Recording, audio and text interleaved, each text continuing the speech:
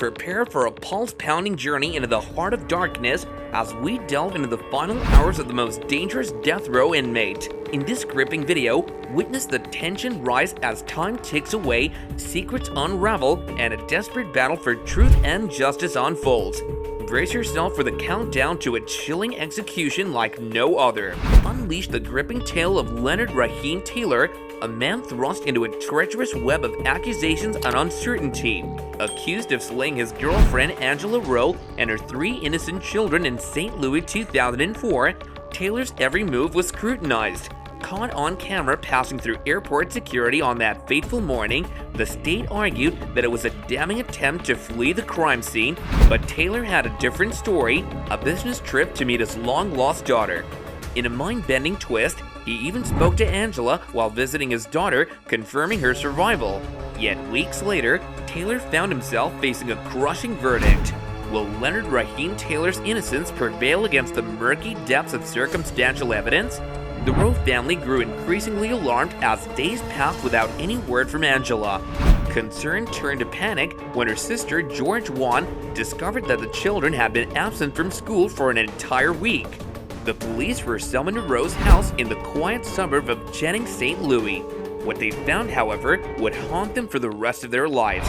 Alexis, 10, Akria, 6, and Tyrese, 5, lay lifeless on a bed, fully dressed, each with a tragic gunshot wound to the head. In the front bedroom, Angela's lifeless body was discovered, shrouded by a blanket with a gunshot wound mirroring the fate of her children. The scene was chilling, the air frigid, and the mystery deepened. As dawn broke on the following morning, medical examiner Philip Birch commenced the autopsies on the victims. Based on the condition of their bodies, Birch estimated that the tragic slayings had occurred sometime between 1 day and 1 week prior to their gruesome discovery. Leonard Taylor, Angela's live-in boyfriend, emerged as a primary victim. Angela's sister questioned the police about Taylor's presence at the crime scene, while other family members revealed the tumultuous nature of Angela's relationship with him. Taylor's troubled past, marked by criminal activity and violence, made him an enticing target for scrutiny. However, the motives behind the killings remained shrouded in darkness. Delving into Taylor's past revealed a troubling history.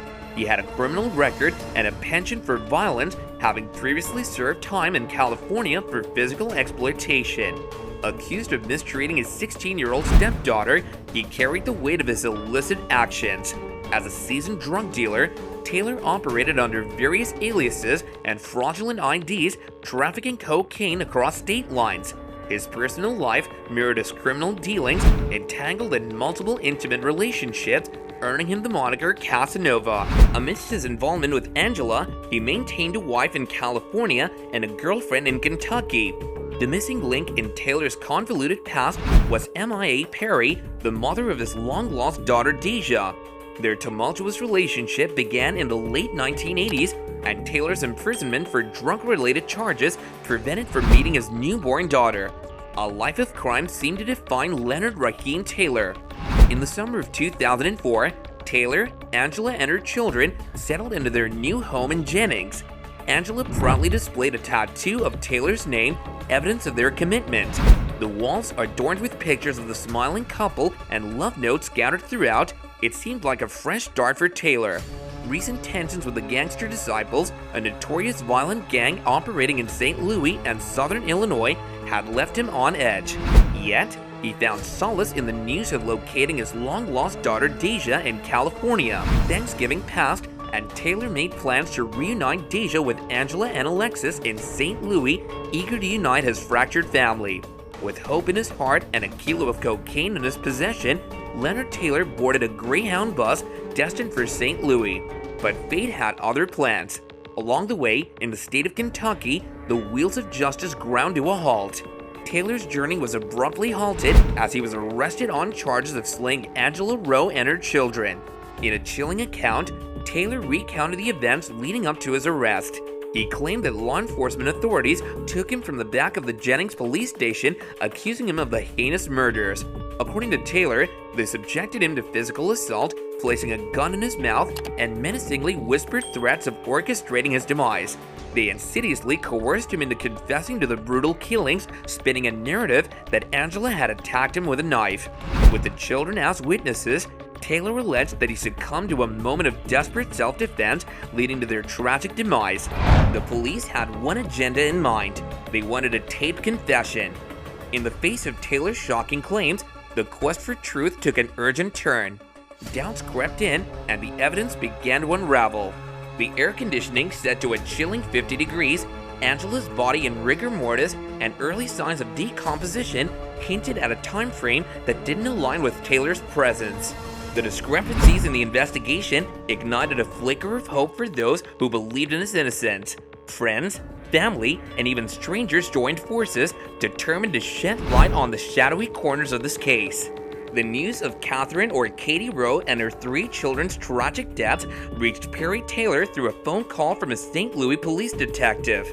Perry, who was spending the night in Georgia at the time, received the devastating information. Uncertain whether the police were the first to inform him, he cooperated with the investigation. Detectives tracked down Perry at a truck stop on the New Jersey Turnpike, where they questioned him about his brother's whereabouts and their last conversation. Perry recalled a discussion about a rap show in Alabama, but police presented contradictory records.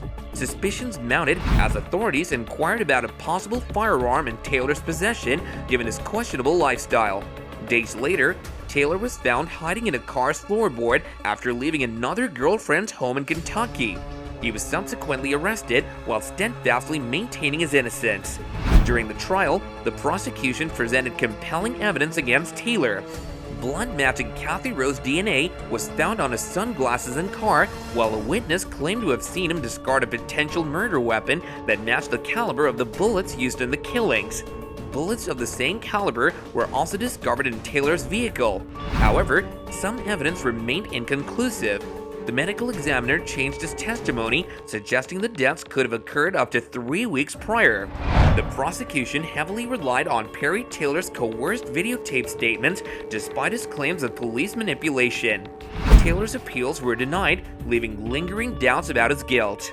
As Leonard Raheem Taylor faced his impending execution by lethal injection, he composed a final written statement capturing his thoughts and beliefs before his demise. Drawing from his Islamic faith, Taylor included a quote from the Quran that urged believers to seek patience and prayer from Allah, emphasizing the divine presence with those who exhibit patience. He highlighted the Islamic belief that those who die in the way of Allah are not truly lost, but continue to exist in the hearts of their loved ones. Taylor acknowledged that death, often perceived as an adversary, is in fact an inevitable destiny that all must confront. He encouraged others to embrace the certainty of death and to anticipate it with a sense of peace.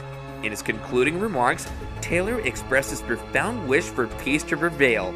The punishment was carried out at the state prison in Bon Terry, marking Leonard Raheem Taylor as the 3rd Missouri inmate to face a fatal execution in recent months. Reports from the scene indicated that Taylor's feet twitched as a small dose of pentobarbital was administered.